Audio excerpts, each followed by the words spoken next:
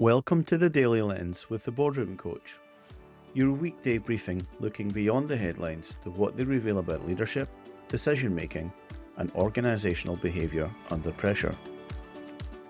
Today's lens is about the way leadership teams normalise risk long before anyone calls it failure. The ASX inquiry in Australia is a useful case because it is very easy to see this as a technology story.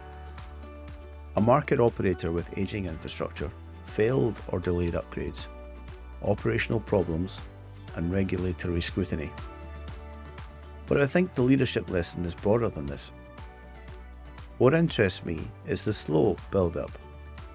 The report points to short-term fixes, governance weaknesses and risk practices that were not sufficiently embedded in the business. And that's rarely the result of one dramatic decision. It usually comes from a long chain of decisions that each made sense at the time, and you can call this the chain of causality. That is what leaders need to pay attention to. In most organisations, resilience does not lose in one big argument. It loses in small trade-offs. The upgrade gets deferred, the capability gap is accepted, and the workaround becomes normal practice.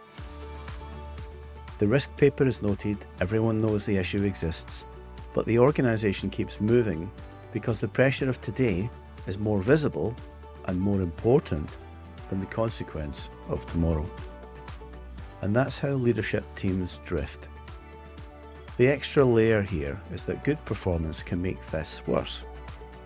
When the numbers are strong, it becomes easier to believe the system is coping.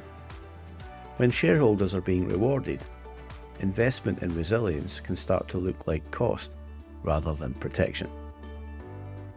When the business keeps functioning, leaders can mistake continuity for control.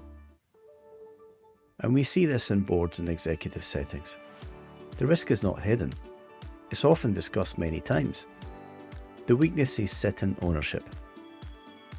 Nobody quite says, "We are choosing to live with this risk, and here is the consequence if we are wrong." And that is the conversation that matters. My question today for leaders is this: where has your organisation become comfortable with a workaround because the real fix would force harder decisions? And if you want to pressure test for this, ask the executive team to name a risk that has been repeatedly described as manageable. Then ask, what would have to fail for the board to admit it was actually under-owned? You've been listening to The Daily Lens with the Boardroom Coach.